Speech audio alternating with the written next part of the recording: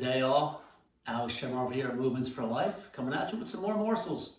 So we're going to continue our superset theme. So this is going to be workout 3A. So for those who are jumping in late to the game here, we are following the same exact exercises that we did in workout 3. However, we're just going to go through them in a superset fashion. All right, so let's get right into it. I'll babble as I move along to help move things swimmingly.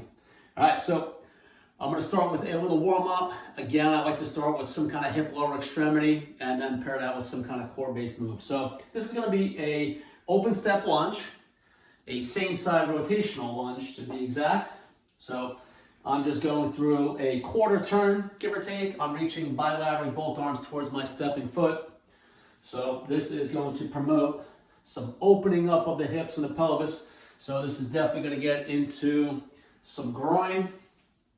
Due to the down reach with both arms, I'm also going to get some medial hamstring at the same time. So the groin and the medial hamstrings are neighbors, so they both are active together, depending on which move you are doing. Totally not counting here as usual. So just go through. Ideally get 10 to each side or 20. Grease up the legs and the hips, get them ready for what we're going to get into later on. All right, let's get prone. This is going to be a prone alternating toe reach. So in this high plank position, I'm actively pushing through my scaps. Belly button is high, hip is tucked. From here, I'm going to reach towards my opposite foot with my right hand. So I'm reaching to my left foot. I'm really reaching up with my pelvis, so I'm getting a nice arch, which will stretch the hamstrings. So you could think of this like a kind of a modified downward dog. So I have one arm that I'm pushing through, so I have quite a bit of lat activity. That nice push through, super effective. Every time I come back down, I'm getting into that nice hip tuck posture. So kind of alternating between some anterior core here and some hamstrings. All right, so go through, do 10 each side there, and now let's get right into it. So again, quick review. We have 4 exercises on each side, a front 4 and a back 4. So energy system, lower body, upper body, core. Same thing on the back. We're going to pair each of those categories together. So we're going to do our double energy system. All right, so let's start with, I'm going to use a dumbbell. You could use any kind of weight. Med balls work really well with this one. But this is probably one of the more strangest and awkward core exercises. We're using it for energy system. It looks super silly. If you get it right, it is probably one of the more effective oblique exercises that you could do because it's all about the deceleration. So if you don't believe me, try it. Tell me I'm wrong. So arms are up overhead. The move, slow motion, looks like this. I'm shifting my hips side to side, and I'm going to increase the tempo. So the chain reaction is my upper body is side bending, and I have to decelerate all that motion and that weight. My arms are bent because I have a low ceiling here, so if you can start straightening out a little bit more in your environment, that will make things much more rewarding, i.e. terrible. All right, so shift those hips side to side. Super, super challenging. Crank out 20. Again, we're using this categorically as an energy system, but this doubles as a very, very effective core move. Give it a whirl. Super, super tough. And then from there we pair with, that's right, skaters. So I'm going to do an opposite arm reach down. So I'm jumping from one leg to the other. I'm landing in a nice absorbing landing. So I'm absorbing with my ankles, my knees, and my hips. That opposite side reach down, that is going to create some contralateral rotation. And that's going to put a ton of strain on your glute. Nice skater motion here, all right? Skaters, super, super effective. Again, energy system doubles as a nice hip move. A lot of plyometrics typically are, right? Because these are the largest muscles in the body. So to get your heart rate elevated, more muscles you have working, the higher the heart rate response. And the legs, those are some of the largest muscles in the body. All right, let's go into lower extremity. Lower body 1. I'm going to do a deadlift with a kettlebell. You can use a dumbbell, you can use a barbell, trap bar, whatever you have. Children. So from here, Quick little deadlift review. The knees do need to soften to put some slack in the hamstrings so that your hip can shift backwards.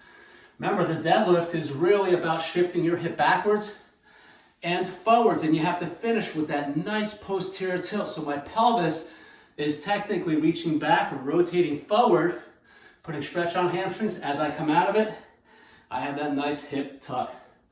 All right? With my head and my neck, there's two visual focuses. So as I hinge, I'm actually going to reach down. As I stand up, I'm going to look across the room. So your eyes follow wherever your chest points. Chest points down, so do your eyes. Chest points up, and your eyes follow suit. Typically what we see is a lot of this. Looking in the mirror, watching yourself do this, and that is going to absolutely slam the back of your neck, the suboccipitals. All right, so be nice to your neck. I like to say, God forbid, imagine you have a neck brace on and your head cannot move independent of your thoracic spine, so it just goes along for the ride. All right, so something to think about whenever you're dead or kettlebell swing, anything like that. All right, kick neutral neck. All right, from there we go to, if I remember correctly, aging mind, backwards lunge to a balance. Love a lot of these stability type moves. I'll show two different variations. So from the single leg stance, super tall, I'm pushing through my right leg. I'm gonna go into a backwards lunge, and now I'm gonna do a couple with a vertical torso. Okay, so I'm staying super tall at my spine. This is gonna have a little bit more of a quad type of emphasis because I have a lot of motion going through both knees versus if I start lunging and then reaching towards my front foot, you can see how my body angle is completely different. I'm in this forward hinge, which now puts a little more emphasis, quite a bit more emphasis on that front leg glute and hamstring. All right, so you can play around with this exercise, whether you want to make it more quad dominant or hip dominant. What I recommend, since we did a deadlift, which is a little bit more, or quite a bit more hip dominant, do this one with a hip bias so that you can double dip into that posterior chain. One more hamstring. Glute technically is not posterior chain. Woo! Love that stability balance element of it. Stability and balance is something you can train. If you don't train it, you won't get better at it. And as we age, we typically lose it, so you got to keep it going. All right, moving along. Upper body one. We have a fantastic push-up to T-rotation. So great push variation.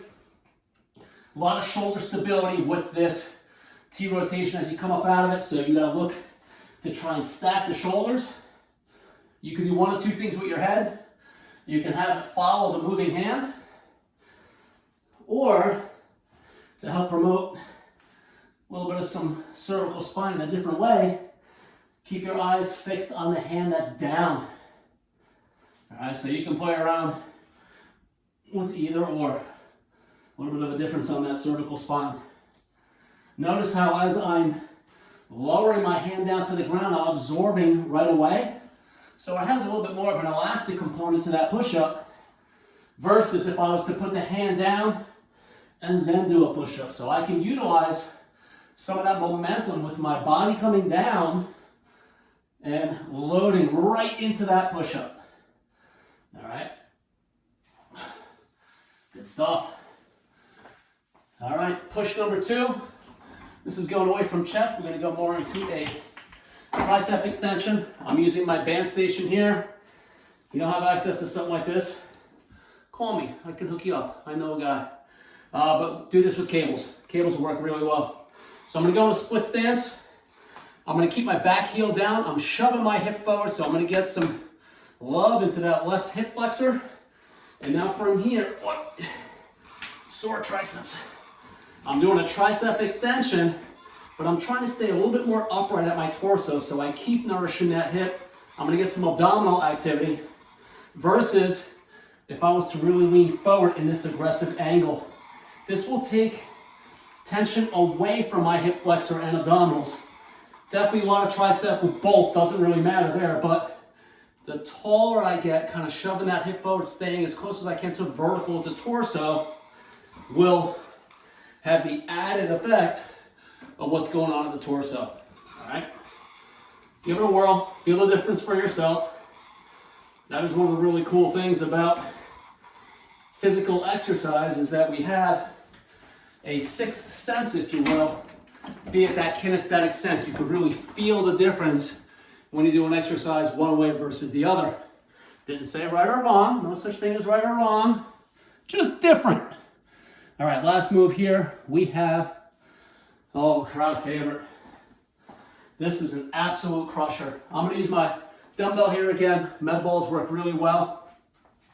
So this is a very challenging supine chop. So I'm gonna be lying on my back and I'm gonna be chopping the weight while I'm in a fixed leg reach. So I'm gonna take my right leg and extend it. My left knee is towards my upper body, so that's gonna help keep my low back supported on the ground. I always want to be pushing that low back into the ground. I don't want to arch and lift it off. All right, so from here, I'm reaching up overhead, and I'm going to come up and perform a chopping crunch, if you will. So very rib cage active. What makes this exercise so challenging is that fixed leg reach, because my abdominals are working both from the bottom up and the top down. So it's creating what I like to call this abdominal tug of war. Absolutely super effective. Crowd favorite. Clients love this one.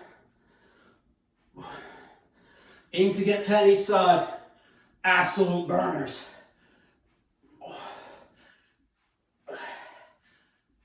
Oh, oh yeah. All right, last exercise. So core number 2. I am going to be using a TRX. If you don't have a TRX, doing this with like your hands suspended, let's say on a med ball, a little bit of instability, a BOSU or a stability ball would all work. I just wanted to throw in a little variety with the TRX on this one, but just know you can adjust this to whatever equipment you have. If you don't have any equipment and you just have body weight, elevating your hands like on a step, maybe a step 1 or step 2 on a staircase, would make this very doable for you. So I'm in this incline prone position. Same thing. Anytime I'm prone, I'm pushing through my arms and my shoulders and scaps to help connect to my abdominal wall. My belly button is high relative to my body positioning, and I'm hip tucked. And now from here, I'm going to go for a nice controlled toe tap with little to no movement into the upper body. So I'm always pushing through. My abdominals are connected. And you can see I have an elliptical behind me. But to make this more challenging, I would move my feet further back. All right, so the closer I get to being horizontal or closer to the ground, the more aggressive this is going to be. I can also adjust the stability by where my hands are. I can move them slightly forward. If you are going to be playing around with this in the TRX, make small, minute adjustments. Don't go making a huge change right away. All right, make micro adjustments. Make sure you can support that change and then take it from there. If you need a little bit more stability, if you find yourself super wobbly, go with your hands wider apart from each other. Just like when you stand, a wide footprint, depending on what you're doing, will give you a wider base of support and give you more stability. All right, so give that a whirl. Super effective. Again, these supersets going to create so much more fatigue locally because for the most part, both exercises are hitting the same area, right? We're going from a core 1 to a core 2. Both of those examples were anterior core, so you just get cumulatively fatiguing. All right, so enjoy those and try that overhead frontal plane hip shake, the hula hips, and report back. Let me know how awful that is for you in the best way possible. All right, see you later.